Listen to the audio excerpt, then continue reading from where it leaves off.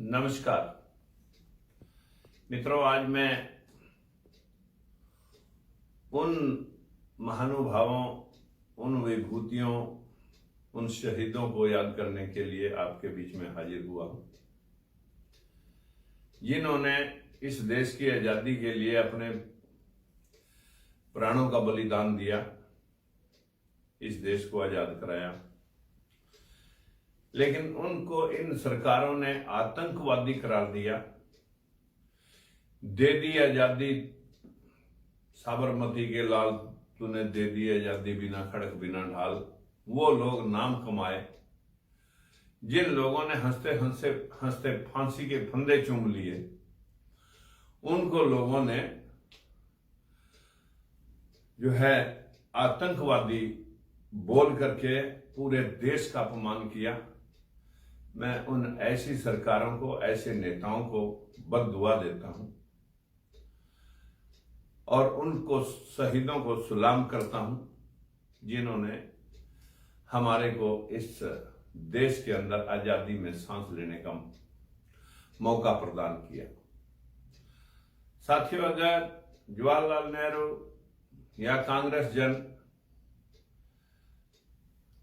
जिस तरह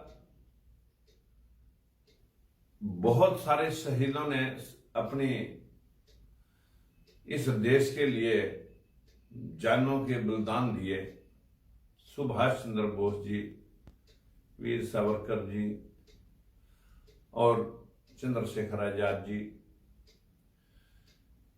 उनको तो देश आज याद सिर्फ उस तारीख पे करता है जिस तारीख पे उनका कोई बलिदान हुआ था। लगेंगे शहीदों की चिताओं पर हर वर्ष मेले, यही इनका नामो निशान होगा। वतन पर मिटने वालों का यही नामो निशान होगा। मित्रों, उनके नामो निशान आज उनके परिवारजन कितने संकटमय परिस्थितियों में देखे जाते हैं। देश के नेताओं पे रोना आता है जो सिर्फ अपनी राजनीतिक रोटियां सेकने के लिए लोगों की लाशों के ऊपर चल करके अपनी राजनीतिक रोटियां सेकते हैं। कहीं फौजियों का बलिदान, फिर बीपी गाड़ियों को छोड़ करके जहां बीपी गाड़ियों में लोग सेफ नहीं हैं, वहां लोग उनको 40-40 लोगों को भर करके भेजते हैं। उनके साथ घटनाएं घटती हैं। अभी अभी मैं फौजियों की वही वार्ता सुन रहा था कि अपने आप बीपी गाड़ियों में जाएं लोग, आला कमांडर, और उनको जो है ना पशुओं की तरह बिना किसी सिक्योरिटी के, बिना किसी जानकारी के उनको भेजा जाता है। ऐसे ही देश के अंदर न जाने कितनी घटनाएं हर रोज समाज के अंदर होती हैं। आज भी कमजोर तबके के लोग, अभी अभी मैं एक वीडियो सुन रहा था, दिल्ली के अंदर एक ऐसी कैटेगरी दलित समाज का एक पुलिस परिवार का एक समाज इतना दुखी हो रहा है, उसे डीसीपी ये कह करके उनको चूड़े चमार बोल करके और इस प्रकार की व्यवस्था स्थापित कर रहा है। जबरदस्ती उनके पार्क में गाड़ियां ठूंस रहा है, जबरदस्ती उनको घर से निकलवाने के प्रयास कर रहा है। ऐसे ही मेरे सामने एक ये लड़का है जो जिला पंचायत का चुनाव लड़ रहा था। ये गगुआ क्षेत्र से जो गजपुरा मार्ग के ऊपर इसको गोली मारी गई, रितेश जी को। और पिछले बार भी जब ये जिला पंचायत का चुनाव लड़ रहा था तो मात्र 200-250 वोटों से हार गया था। अब फिर ये तैयारी में था तो इसको इसी के किसी प्रतिद्वंदी का गोली मार करके रास्ते से खलास करना। अभी तक पुलिस इसके घर तक नहीं पहुंची। इसी प्रकार से हम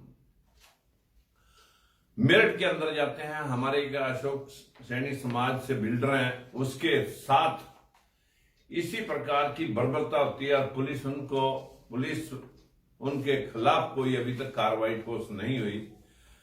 और वो लोग धमकी देते हैं कि तुम जानते नहीं किसकी सरकार है। अगर योगी के राज में इसी तरह का आतंक कमजोर तबकों के साथ रहेगा तो योगी को भी लोग उठा करके एक दिन उखाड़ फेंक करके रास्ता दिखाएंगे। ये बाबे तो सिर्फ मंदिरों में अच्छे लगते हैं, ये जो है ये राज सत्ता तक पहुंचने के लिए उस बाबागिरी का इस्तेमाल करते रहे, लोगों को संत बनने की परिभाषा सिखाते हैं और अपने आप स्वयं राजनीतिक लुत्फ उठाने के लिए जो है इस जनता के साथ झूठ बोल करके खिलवाड़ करते हैं। कितने झूठे लुभावने वायदे बीजेपी वालों ने किए, किस प्रकार से इस देश के अंदर आम जन का जीना मुहाल हो गया। हमारे से बाद चाइना आजाद हुआ, आज उसका पूरा सामान हमारे देश में बिक रहा है, हमारे देश की जनता बेरोजगार खड़ी है। यहां पर प्राइवेटाइजेशन पहले साहूकारों के चुंगल से किसानों को बड़ी मुश्किल से छुड़ाया था, आज किसान सड़कों पे बेहाल, वो भी 200 लोग शहीद हो चुके हैं। मैं उनको भी नमन करता हूं जिन 200 किसानों की हत्या, मैं कहूंगा उसको, वो आकस्मिक मौत नहीं है, वो अपने देश के लिए, अपने देश की जनता के लिए, अपने देश के किसानों के लिए इस प्रकार से जद्दोजहद और आंदोलन करते हुए शहीद हुए हैं। मैं उनको भी प्रणाम करता हूं। मित्रों, देश के अंदर ये कुर्बानियां जाया नहीं जाएंगी। हम जहां शहीदों का नमन करते हैं, उन किसानों का नमन करते हैं और योगी सरकार से अपील करते हैं कि तुरंत भाई अशोक को डिफेंस अगर अभी तक नहीं दी और रितेश के कातिलों को अभी नहीं पकड़ा और इसी प्रकार से एक 13 साल की बच्ची के साथ जना हुआ है, उसके साथ उसको भी अभी तक कोई किसी प्रकार की उनको न्याय नहीं मिला है। तो योगी जी, आप थोड़ा ये भी समझ लें कि ये जनता है, ये किसी की नहीं है। ये इंसाफ के लिए जहां जद्दोजहद करती है, वहीं पर ठिकाने लगाने का भी काम जनता करती है। मैं शहीदों को फिर पुनः एक बार प्रणाम करता हूं। नमस्कार, जय।